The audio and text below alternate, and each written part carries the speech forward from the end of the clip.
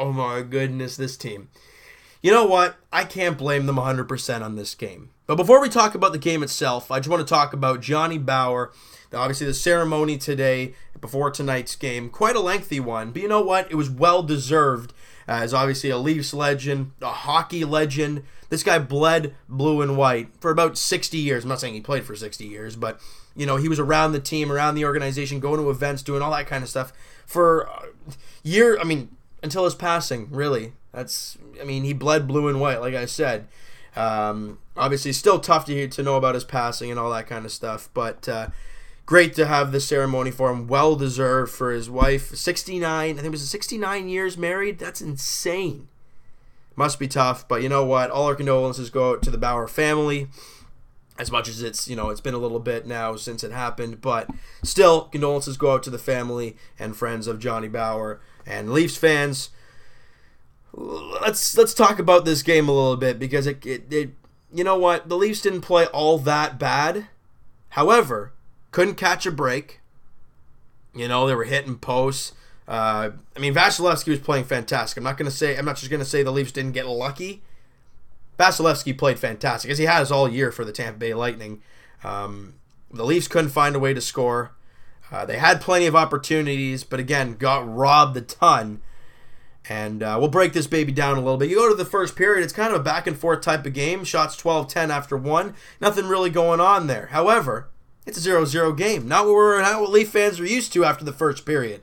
And the team doesn't look all that terrible. We're like, okay, what's going to happen in the second period? Second period's not so great for the Leafs, and it kind of continues. It's just over halfway through. Cedric Paquette scores his first goal of the season, and it's 1-0 Lightning.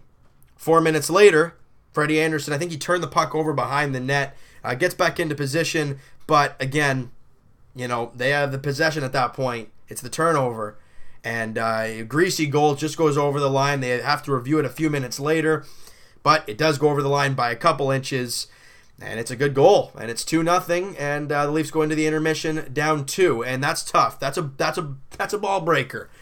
Because you look at it, and you go after 1, it's a 0-0 game, and the shots are pretty even. We're like, okay, we're still in this. And after 2, you're down 2-0 to a team that is very good offensively, very good defensively, and their goalie is hot. It's not going to be easy. The Leafs start firing everything at the net in that third period. They win that period 13-11 in shots.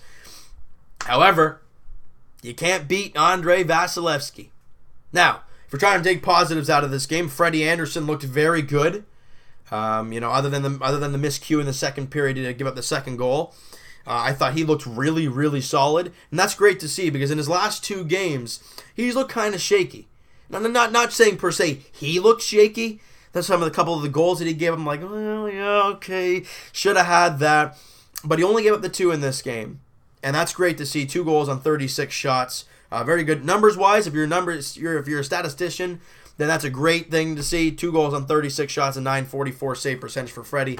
But again, the Leafs, they can't get anything going offensively, can't score anything, and they lose 2-0 to the top team in the Atlantic Division. Now, the Leafs are in a tough rut right now. They're in one of those spots where when they're scoring, they give up a ton. When they're not scoring, they don't give up much. Why do I say that? Well, you go back 3 games ago, or I guess, yeah, we're on a three-game losing streak. So the first of the 3 games, Colorado, you lose 4-3 in overtime. You come back and you tie it late in the third, great, and then the stupid referees, they do their job in overtime, but you give up 4 goals in that game. Then you play Vegas, you score 3, but that's fine. You give up 6, not good enough. Today you only give up 2. A very good number, but you don't score a goal. So they're in that weird rut right now. They lost, I think it was 4 of 5. That one win was the 8-1 win over Carolina. Then you won 2 in a row. Now you've lost 3 in a row. They're in a top stretch right now, 23-16-2 on the season. Great news, the Atlantic Division sucks behind us. So we're okay for right now, but you can't let teams start getting on win streaks and crawling back up near you, and we can't keep losing. This team's got to find a way to score and find a way to keep the puck out of the net. But that's common sense. That's hockey. You score goals, you keep pucks out of the net, boom, you're going to win games. what we all know is this team's defense is shaky. And everybody's saying Nikita Zaitsev, oh, not having a great year and all that kind of stuff. I think we really miss him right now. The team's defense with him it's okay. It's serviceable. But without him, we look lost. You know, Roman Polak, my goodness, anything not against the boards, again, he looks like he's struggling out there. If it's against boards and he can be physical, that's great. But not every play is like that. You know, and you look at a couple of these goals, there were guys left out in front, and it's just mental mistakes. Connor Carrick, I mean, obviously had that great year with the Marlies a couple of years ago, had an amazing playoffs, hasn't taken that next step, right? And you look at Andreas Borgman, he's been okay. Travis Dermott, I think, deserves a shot. I think Callie Rosen might deserve another look. Guys like that, I really believe. Maybe Valiev again. Just give them a look and see what they can do. If they impress, give them another game. But the guys we have out there right now haven't really impressed too much. Now, if you're looking ahead to the trade deadline, something this team might need is a defenseman who is a very good defenseman and can make that first pass out of the zone. Because that's been a struggle. You look at the pass, I mean, Roman, you can say anybody, really. Any of the defensemen, Morgan Riley, okay, Ron Hainsey's been one of the only guys that has been really stud, stable defenseman behind us. But other than that, you look at the first passes, Roman Polak, I mean, everybody, they're trying to make that long first pass, and it's just missing everybody, or they're intercepting the pass, or it's hitting our stick and ending up on theirs, and it's just, we're not able to get out of the zone and get going. You look at them, Victor Hedman, an amazing first passer. I'm not saying we're going to go after a Victor Hedman, but you look at their defensive core, and it just shows you what you need to do. Braden Coburn, not a guy who's going to put up 50, 60 points a season, right? This year he only has 7 assists. However, he does the job, and he's a good defenseman. Jake Dotchin, I think it's Jake Dotchin, right? Yeah, Jake Dotchin, same type of thing. Dan Girardi, another thing.